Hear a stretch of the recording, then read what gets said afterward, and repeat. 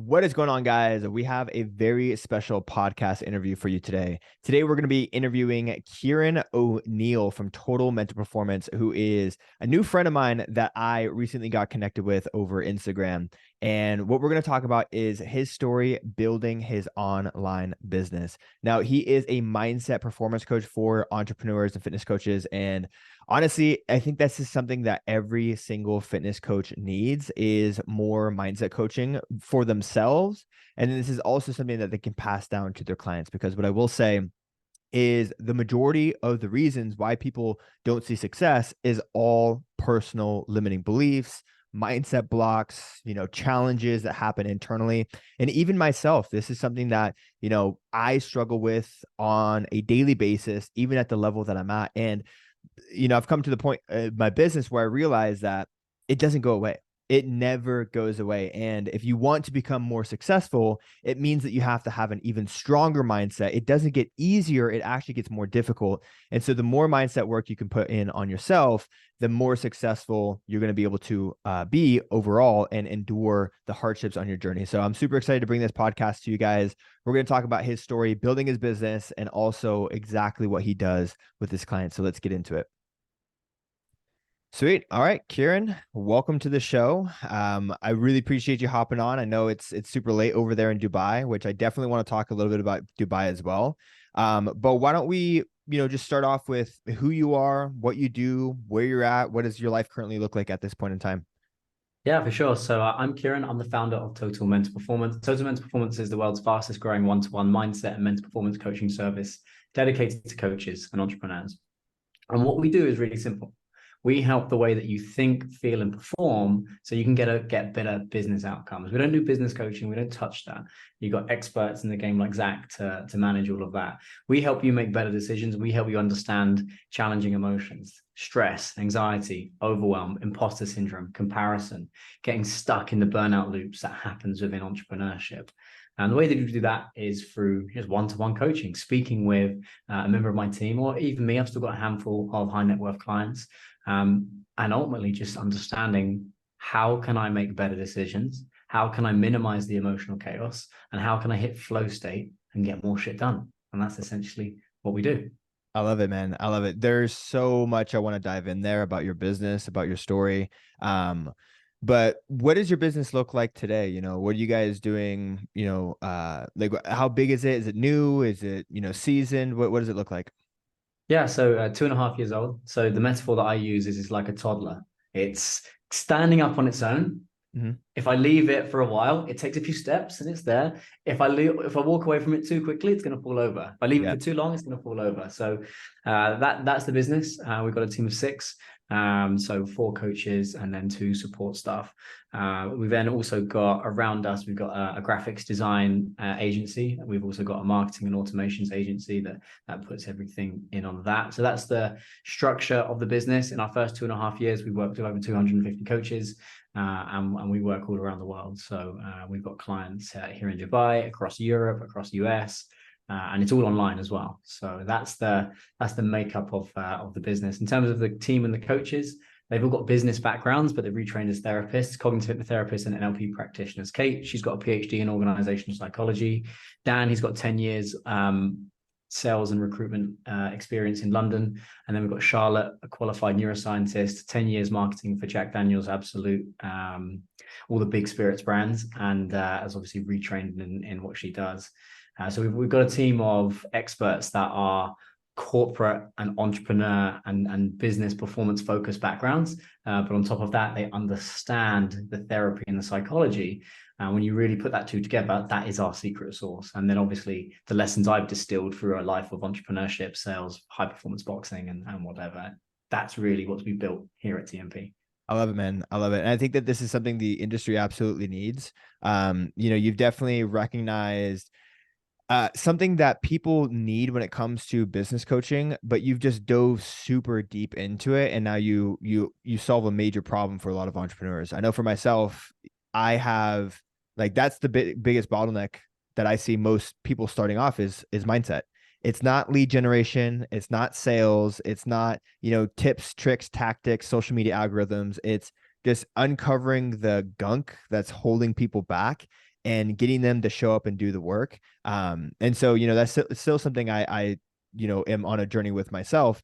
But I'm curious, before we go into your methods and the business, what is your story? How did you come into starting Total Mental Performance? Where did you get the inspiration behind, this business, and walk me through that process? Yeah, so there's a number of different things. I've always been a high performance guy. I've been fascinated by performance. I've always been into entrepreneurship. My first business when I was 12, painting fences. I noticed everybody hated the painting their fences, and I just got hold of a load of paint and just went door to door and said, "Hey, can I paint your fence? It will cost you this much." I had a load of friends that wanted to do it. They didn't want to do the scary bit of asking, so that's what I did. And then just business and psychology. I've been fascinated by psychology. So I guess how does Kyran land here today? Like how did that happen? I was always selling stuff as a kid. I always had various different businesses. I was the kid at school that had a bag of sweets, like a suitcase full of sweets, and was selling sweets and Coca-Colas and Classic. at one point cigarettes out of my bag. So that was always there. I actually left school when I was 16, and this is at a time where there's less and less people are going to university these days. Back then, everyone was going to university. That was the thing. That's And what everyone when did. was this? This would have been 12, 13 years ago. So in the UK, everyone was going to uni then. Everyone was going to uni. So for me, I never wanted to go. I have ADHD. I'm blessed with it and cursed with it at the same time. And I was bright to understand it, but if you sat me down in front of a paper, I couldn't concentrate to write the answers. So my grades were really low, even though I understood it. So for me, I left school and I went to he's actually been on Shark Tank. It's a guy called Peter Jones, but he's on the Shark Tank of the UK, which is called Dragon's Den. And he set up a school where young entrepreneurs can go and learn without having to do coursework. You come up with an idea, you test a hypothesis, you pitch for investment, and then you go and run the company. And I went there as a 16-year-old. I was the youngest on the course, and was understanding the entrepreneurial mind, understanding how do businesses work, how does leadership work, how does creativity work. And I got full marks. I took up an idea. We raised money for it. We run it for 12 months, and that was it. So I graduated there at 17. The business failed in the end because I didn't know how to sell B2B, like corporate. I went into corporate sales. I offered to work for free and didn't sell anything for 10 months. We were selling these $25,000 virtual reality simulators to the education industry. Didn't sell anything, was about to get fired. And then all of the buying cycles of those products were in August and we're in April. And it just turned out I'd signed up at the wrong time of the year. So then all of a sudden I went from selling nothing to selling over $500,000 worth of software as a 17-year-old kid. Wow. So all of a sudden, and I'm a self-made guy. I'm young. I've got this cash in the bank.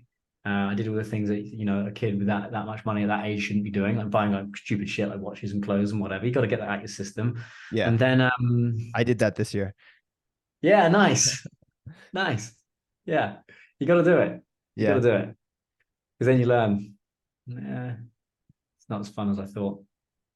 So then after the fact. So what happened after that was at that point, I get to the age of 18, 19, and I've got an Olympic dream and I want to go to the Olympics. At that point, I was just breaking onto the England team, and I was like, you know what? I've made enough money to go and give this a go. So for 2 years, I went and gave it a go. And I was working with a top sports psychologist and therapist, Hazel Gale. She's the one that opened the door to what this is. I managed to get onto the England team, but I ended up breaking down. I'm only 5'8", but I was 56 kilos. It's that height. So I was really skinny, really, really, really light. And I ended up burning out, an eating disorder, tried to take my own life. A startup I'd built at the time alongside that was an app for boxers to lose weight for their fights. The total addressable market wasn't big enough, and the problem we were solving, there wasn't enough cash in it. So all of a sudden, like, my girlfriend's left me. I've lost my place in the England team. I've got an eating disorder. I've tried to take my own life. The business is all falling down. My girlfriend at the time left me. It was all falling apart. I didn't want to be here anymore. And I got there with my ambition. It's my ambition that destroyed me wanting to do so well. That was built on the fear of not being good enough and trying to validate myself through punching people and making so much money. it all come crashing down.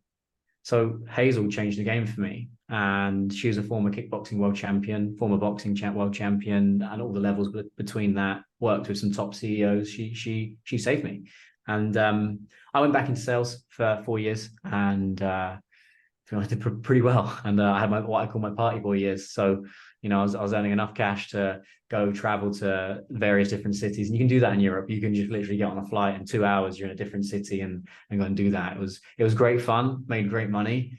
Towards the end of it, wasn't enjoying it, and I was actually enjoying coaching the team than I was actually closing the deals. So I was already restudying as a therapist, a cognitive hypnotherapist, and NLP practitioner. I was already studying that on the side for years anyway. I just started coaching people for free.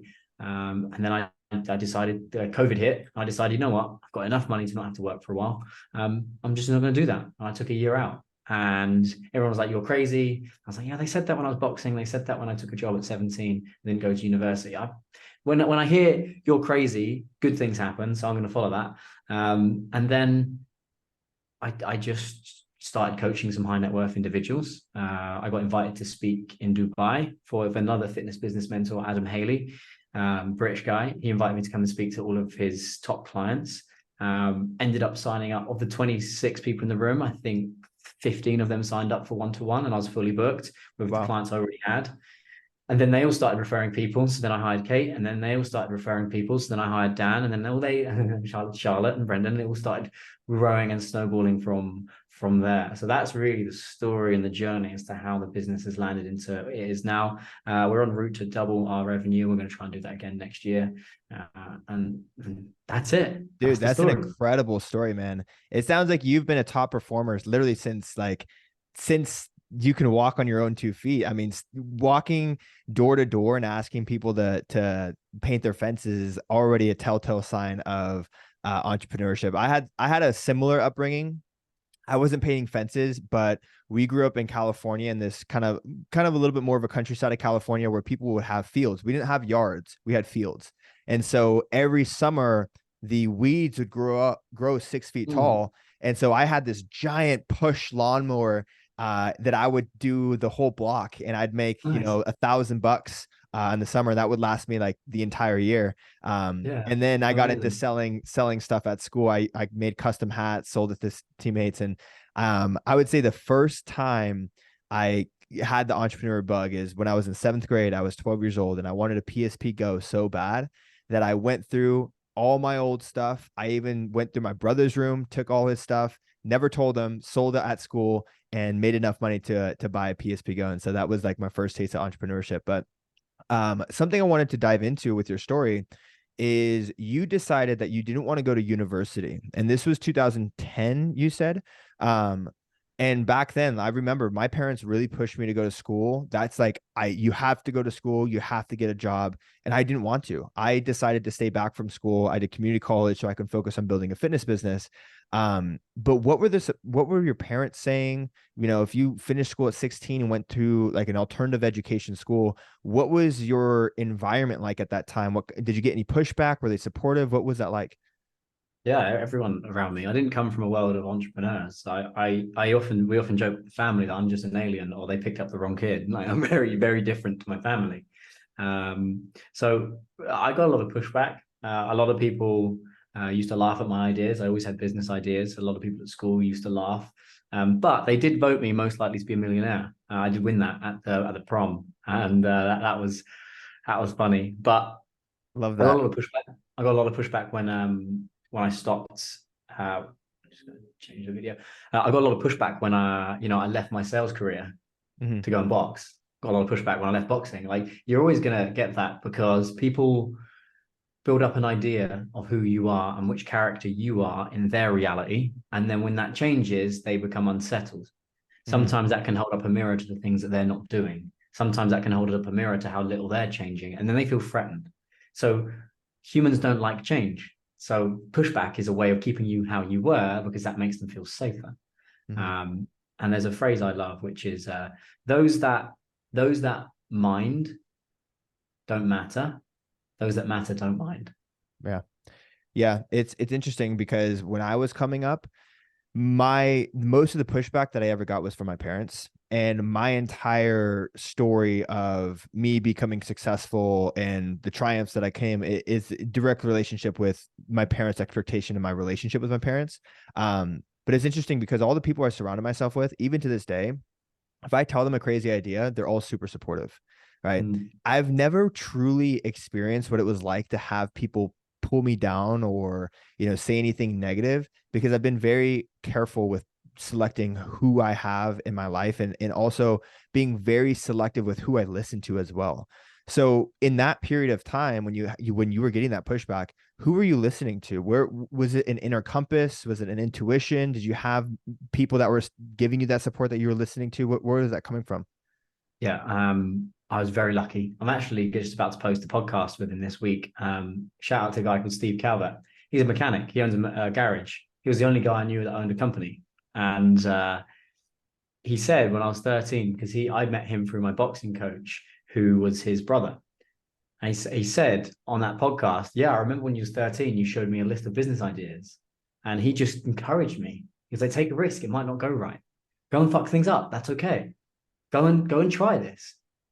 There was a moment where even when before Dubai, I was like, I'm 50-50 on whether I'm going to go into the talk. And he said, you'd be fucking stupid to not go and do that. And he was right. And now I live Yeah. here. So I was very lucky to have him in my corner. And then en route, I've also met another mentor, Ron. He was a venture capitalist. Well, he is a venture capitalist. He used to be a boxer himself, and he's a working class guy that's had to work his way up the ladder. And he guided me as well through. It was actually with the business that failed, the app, the nutrition app for boxers. Hmm. That's when he was going to pitch. I pitched him for 50 grand. I left that meeting without a business.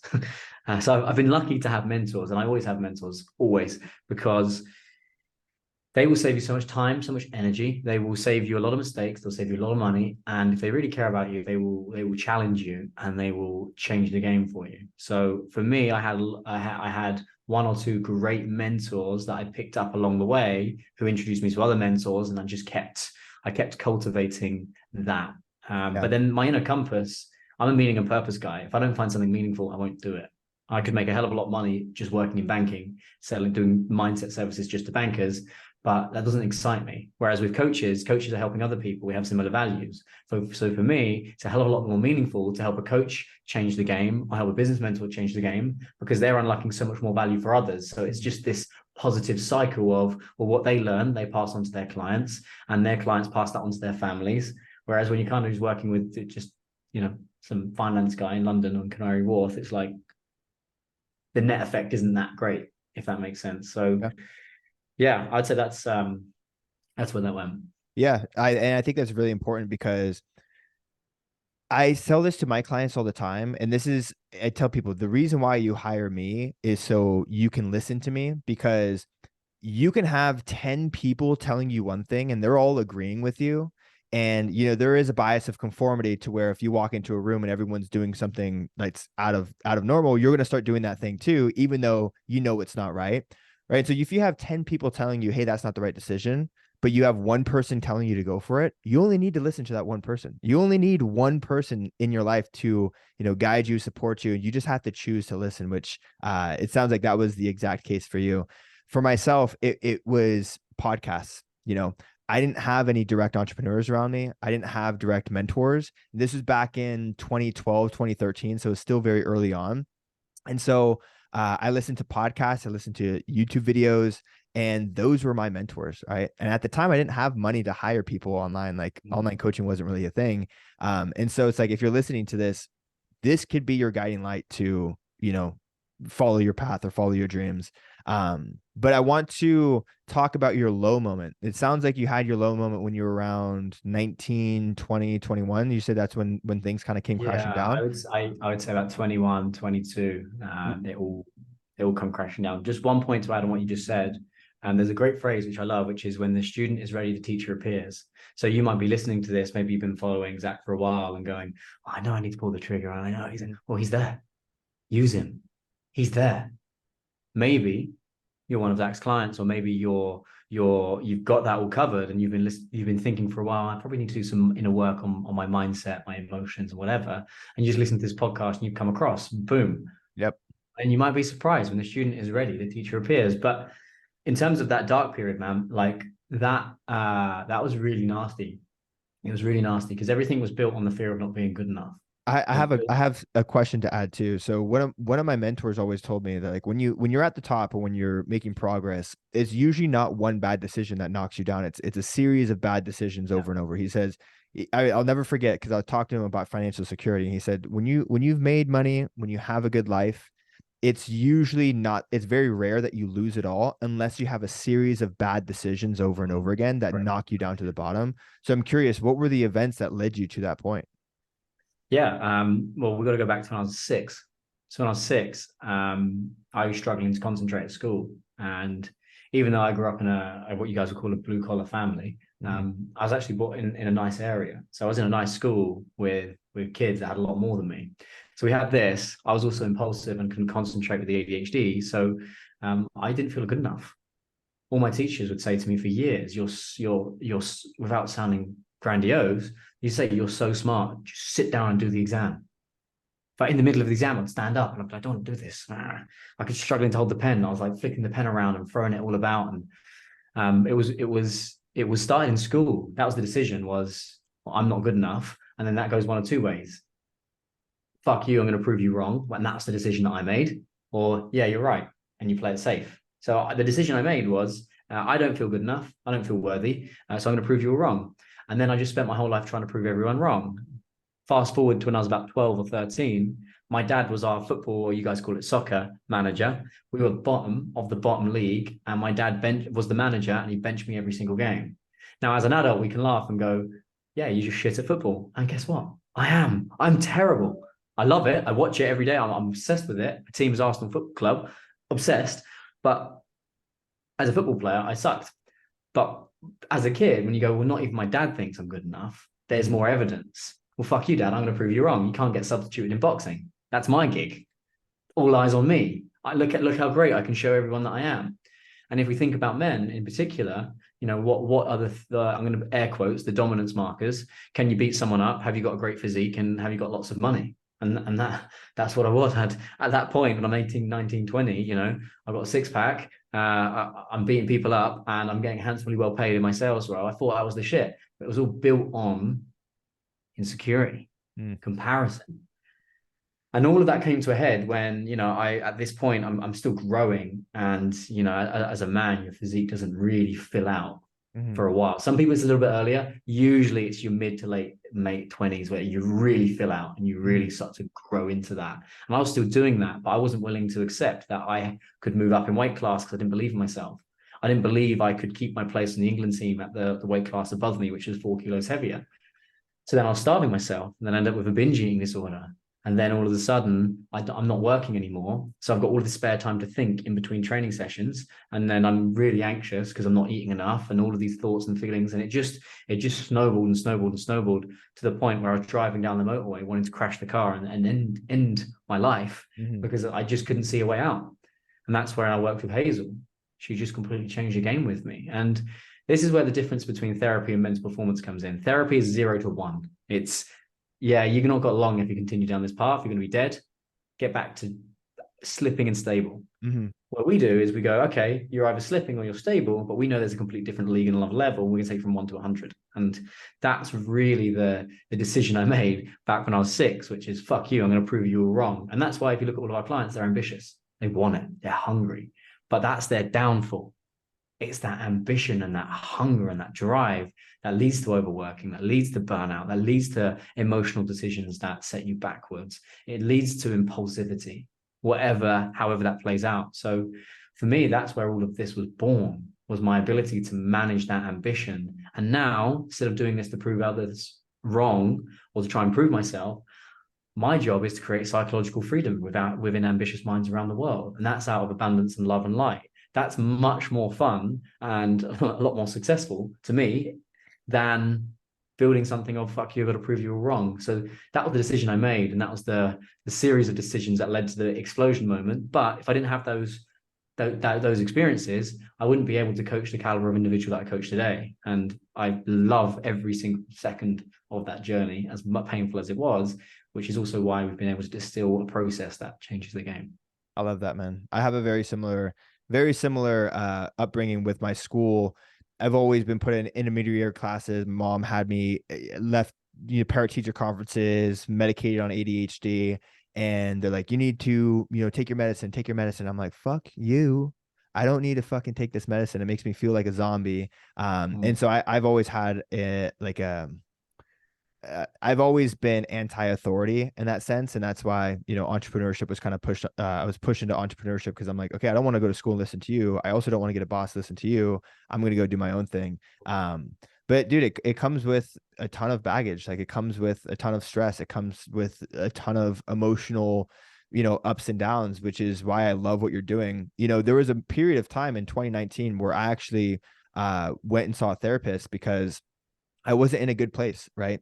And I wasn't in a super dark place, but I was like, if therapy can take you from bad to good, then I'm sure it could also take you from good to great. And that's where I was looking to go, and that's exactly what you do as well. So let's talk about getting this business started. Where did you get your first 5 clients? Did you make like an announcement post? Is this something that you kind of did in the dark? Were you charging for your services? What were the Yeah, very let's go beginning into some stages of mechanics. your This business is look fun. like? I've not been asked this before. This is great fun. So for me, before I even qualified, I'd done 100 hours practice.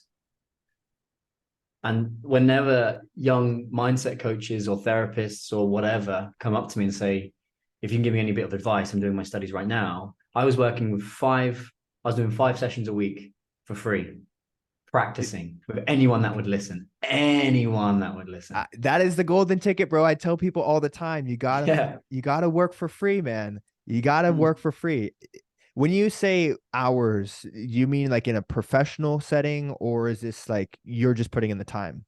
I was just putting in the time, man. I was Yeah. putting in the time. So the pitch was really simple. Hey, man, I'm studying psychology and performance, and I'm looking to test out some stuff. I won't charge you for it. Here's the upside: you might learn something, you might get better, stronger, faster. You might understand your emotions better.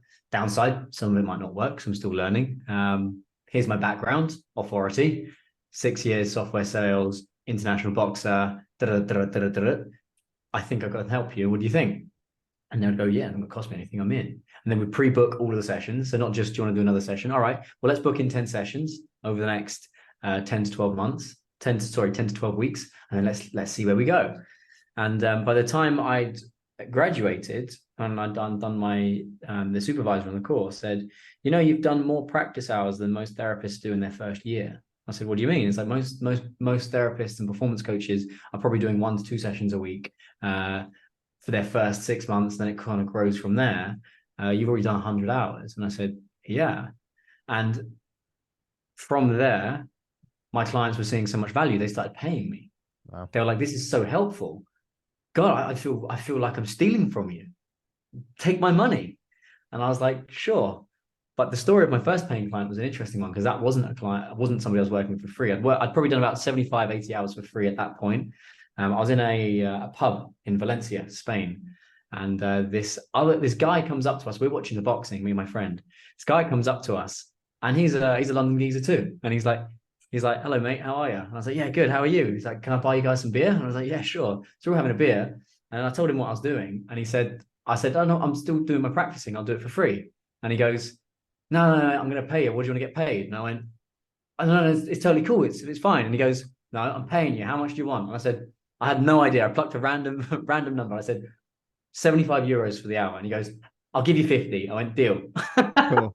And that was it. And then from there, that's where it really grew. And then by the time I'd gotten into other coaches started asking me for help. They were like, well, I need to work on my own game, but I want to give that to my clients as well. And if I understand myself more, I can understand my clients more. I was like, cool. And that's when I got the invite to go and speak. Public speaking for us has been a game changer. That for us just allowed me to amplify our message. I then started working. So then I split out my brands. I got Kyran Oniell. So those are my high net worth guys. One guy has scaled his company from 180 to 1,800 people in 12 months. Another one was a billionaire. Another one was a professional athlete. That's Kyran Oniell stuff to keep him engaged in different challenges. Mm-hmm. And then TMP was really obvious. It was like, well, all the coaching industry is asking me for help, then it makes sense to build a program and build a process around that. And then I started coaching a lot of the business mentors. So I've coached 12 business mentors across Europe and Dubai.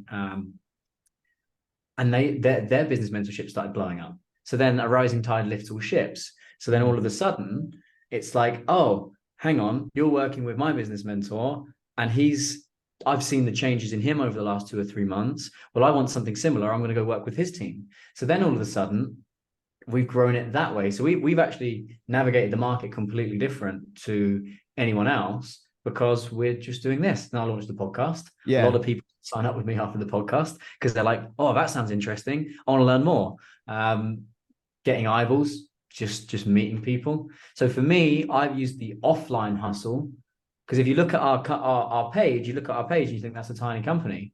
Well, we're doing hundreds of hours of sessions. We've got over 100 clients, high paying clients as well for what we do. So we've done it that way. And then I've only had the Instagram account for a couple of years, then was like, right, okay, we actually need to start marketing now. So instantly, by that point, I've built up a lot of capital in there without having to write the post and do the content. And this is counterintuitive. So this might not work for all of your audience, but this is just how I did it. And then we started marketing. And then we started learning, okay, we're going to start writing copy. We're going to start shooting some reels. We started doing content. I love the podcast format. The podcast format has opened so many doors. So we started doing that. The backstage, it's like a backstage pass to your industry, game changer. But 70% of our business still comes through referrals, man. Like it comes from, I tried the product, give it to someone else, and that was it. Yeah, no, you got a great product, man, where you don't have competition. Everyone who would be your competitors is potential clients, right? So you're stepping into you're literally servicing an entire industry of people who are all potential clients. And like with mindset coaching, there really is no competition because like, dude, it's a never ending journey of personal development. But dude, I love that so much. You worked for free and you didn't charge any clients until someone was willing to pay you. And I think that's so important to hammer in because a lot of the coaches that I come in, they almost find it insulting that they have to work for free, right? Where that's, my first client that I ever signed online fitness coaching was $50 a month. And it was like, he was like, dude, I'm robbing you. I'm like, no, trust me. I want to work with you. I want the experience.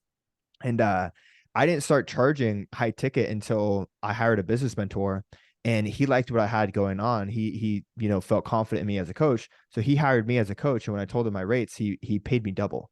And at that point it was like, all right, now it's time to actually enter the game. So I love that, man. That's a really great story. Let's switch gears here and actually talk about your business, talk about your offer, talk about what you do for people. So, what do you find? I mean, me personally, I still struggle with some stuff. So maybe we can dive into that. Like, when it comes with comparison, when it comes with limiting beliefs, when it comes with self-doubt, like what do you find are the most common roadblocks, mindset challenges that people come to you with? And, how do you help them overcome that? Do you want to play a game? Do you want to do a bit of an experience? Yeah. Let's do it. All right. Well, let's look at your performance right now. If we're looking at productivity, flow state, and emotional stability. On a scale of 1 to 10, 10 being, bro, I'm perfect. 1 out of 10 is I can't even get out of bed in the morning. 5 out of 10 is 50-50. 1 day good, 1 day bad. 7 out of 10 is 4 or 5 days a week I'm good. 2 days, 3 days I'm dropping out. Where would you say you are on that scale? Okay, I'll be honest with you. I am very disciplined in doing what I have to do every single day, but oftentimes I will have a hard time doing it. Like the driver in the back seat's like, but like the vehicle is still executing. Yeah. So on a scale of 1 to 10 of like how well do you execute and get the job done, I'd say I'm a 10.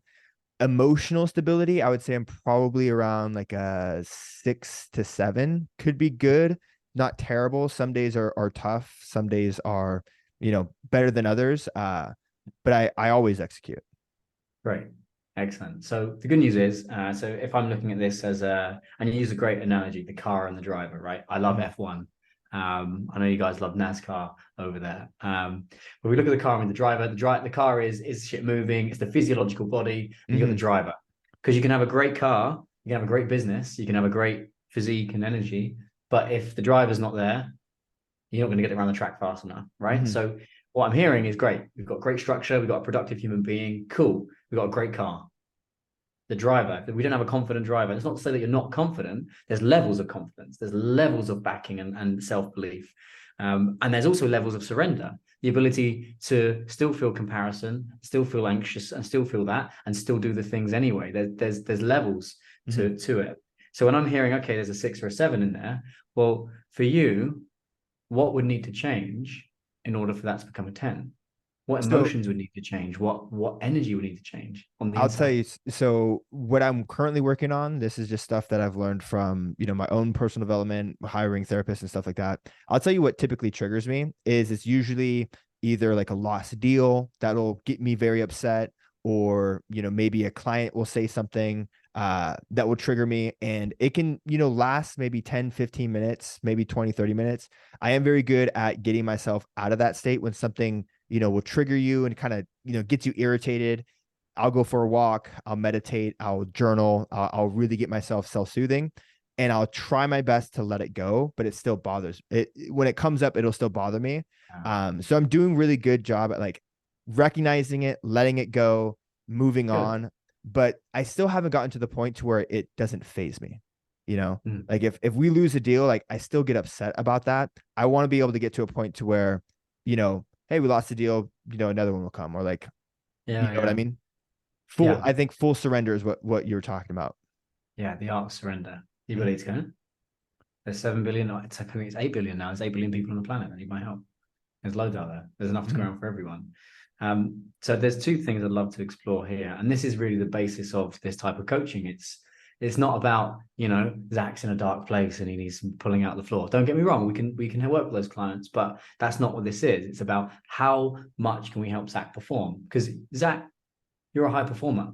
Mhm. Everything you're telling me so far, everything's good, but there are levels and there is emotional baggage where we can just take off a couple of backpacks so you become lighter to get more done and make decisions quicker. But as I'm hearing that, there's two parts. One part is potentially a little bit of scarcity. Mhm. Okay, we didn't get the deal. Fuck, why didn't we get the deal? What does that mean for the business? What does it mean for the targets? What does it mean for that? There's always scarcity when it comes to those commercial decision making. Fuck, did they sign up with someone else? Who did they sign up with? Why did they sign up with that person? Well, what do they have that I don't? All of that is that side. And then the second half of that is potential rejection, the ability to deal with rejection and the ability to deal with a no, and the ability to, well, what does that mean about me? So those are the two things. As I'm listening, like let's be really clear. Things are really good. To get to Mhm. great, it's letting go of that, because that's energy that you could be spending elsewhere. That's Mhm. energy you could be spending creating. That's energy you could be spending leading your team, leading your clients. So for me, those are the two bits there. It's the scarcity and the rejection piece. And I go, right, okay, I would want to, and we won't unpack it all on this call. I want to dive into that, because that won't just be on sales calls. That will slowly creep over to other areas of life. And again, this is about how can we release emotional bandwidth? How can we create more space, more energy that you can take that scarcity and whatever's going on in that part of you? How can we reprocess that so that's operating out of abundance? And that might sound a little bit wishy-washy, but that means going back to that feeling. Okay, well, that feeling that comes up, when did it start? When was the earliest period? Was it in your childhood? Was it in your teens?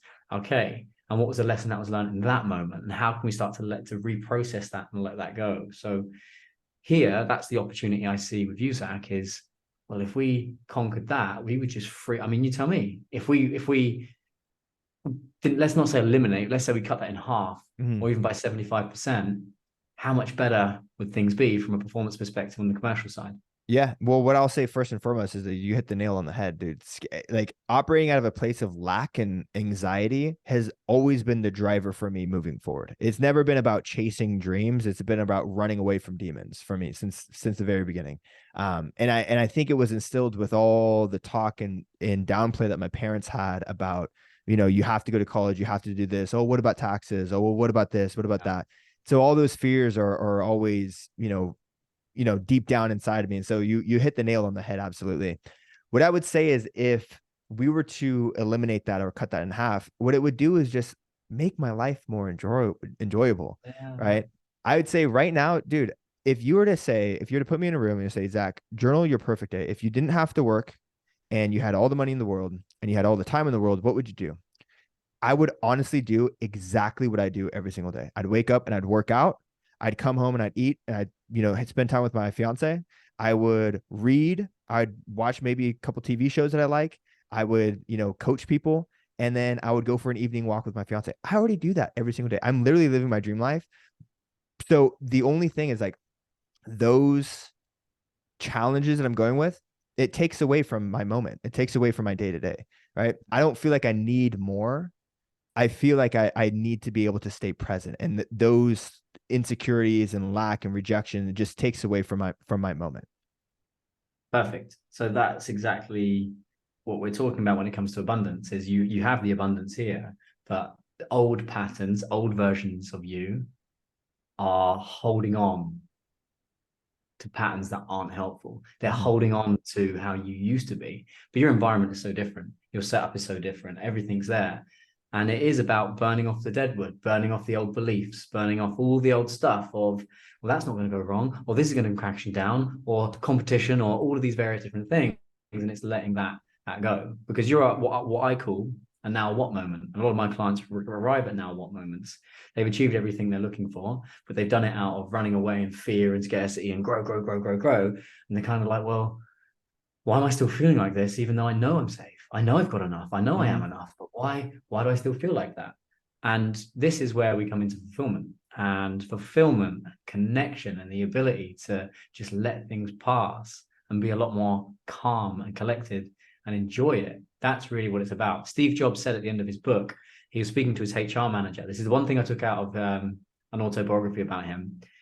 On his deathbed, the HR manager said, "What was the best moment?" And he goes, "What do you mean?" It's like, was it the iPhone? Was it the iPod? Was it the Mac? What was it? And he said, "No, you got it all wrong. The journey itself was the reward.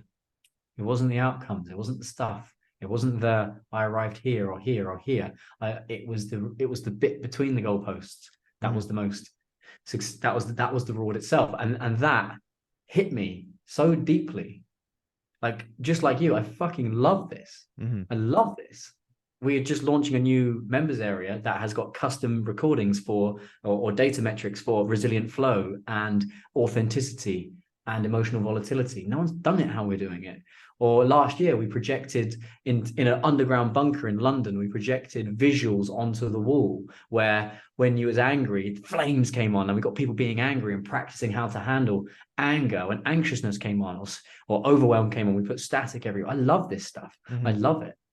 But I'm not going to do it out of a place of scarcity and lack, because otherwise I'm never going to play to win. Because what happens is after a period of time, you stop playing to win, you start playing to not lose.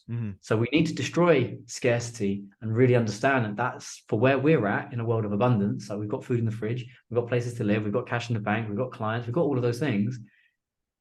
It's learning to actually be at peace with those things. It's learning to be at peace with yourself. It's learning to be at peace with, I've got enough. This guy can take it or leave it. Who cares? Yeah, you go with them if you want, but that's fine. That's not us. You're not tuned into our vibration. You're just not the right fit for me as much as I'm not the right fit for you. Cool. So for me, that's where all of letting go of that scarcity, that's the stuff that we unlock. And that's just a new level of thinking, feeling, performing, and ultimately living. And that's an abundance game for you personally. Even though scarcity is the puzzle, for you, you're still solving abundance puzzles versus I don't want to be here anymore. Everything's come crashing down. I'm addicted to drugs or sex or this or this. That's a different ballgame. And that's really where we step in to go, how much better can Zakk be? I love it. Dude, this has been a really amazing talk. I'm excited to hop on your podcast as well. Couple more questions. Tell people a little bit about your offer. How long is it? Like what do people get? Like how does it work? How does it break down? And if people want to learn more, where can they find you? How do they opt in? What's the next steps? Yeah, so we have something we call it the evolution program, because you have to force your evolution. You have to force the evolution of your unconscious mind. So that's what it is. There's three layers. One is the solopreneur program within that. So if you're a solopreneur, you're a single coach, you're just working on your own, you're a freelancer, you're an entrepreneur. That's one level. Another level we've got is leader. So this is with business leaders that have maybe 1 to 10, maybe 12 team members. And then we've got founder, which is working with me. But ultimately, that evolution program is 4.5 months. Within that process, not only do you have 10 one-to-ones with your coach, you get access to our entire course. You get access to me in live calls. You get access to books. We're always sending you books and homeworks in between. And there's something that's very different to that to traditional therapy or traditional mindset coaching is there's a framework. There's 3 phases. The first phase is what we call foundations, nailing your structure, knowing what you're doing when you're doing it. But then also for you, the foundations for you is scarcity. So if you were my client, I'd be going, right, the foundation we need to build for Zakk, for him to get to the next level, is we need to crack the scarcity thing. Because once we put that foundation in, he's going to be operating very differently. Mm-hmm. Once you've done that, which is the first 6 weeks of the 18-week course, you then go into mastery. So in mastery, when you shift one thing, your consciousness is now no longer hijacked by that thing, but you spot something else. You're like, well, now that I've conquered that, I actually realize I'm getting a bit jealous over here. Or actually, I'm starting to realize I'm quite anxious. And I didn't realize I was anxious until now. Mm-hmm. So mastery is all about, okay, we put the foundations in. Now there's another layer that we can really start to master these things. And finally, final 6 weeks is peak. So that is lifestyle design. That is a future design. That's building a future out of abundance versus perhaps how you were building it before out of scarcity, understanding the psychological reasoning as to why you want to go and build something. So that's the evolution program. From there, coaches go 1 or 2 ways. High five, we celebrate graduation. Fucking well done. Super proud of you. The other one is called momentum. And this is where coaches, they go, no, I want to do this for a longer time. I want to learn more. And then they stay on for 3, 6, 9, 12 months, depending on the client, for fortnightly or monthly calls. We still access the entire community and all the resources and whatever. So that's TMP in a nutshell. I love it. Now, where can people find you and sign up? Yeah, so if you head to @Total Mental Performance on Instagram, you'll see all of our content on there. If you want to sign up, you can head to www.totalmentalperformance.com and click apply for a call. You can also do that just on Instagram. If you click on the link, you'll see coaching applications. Click there, and if you mention this podcast, there'll be a special gift in there for you. And from there, that's where you can get in touch, and you'll get on a call with a member of my team or me, depending on where you're at. And if we don't think you're the right fit, we actually turn down half the number of applications of people that sign up, because we deliver world-class results. We've got a world-leading reputation.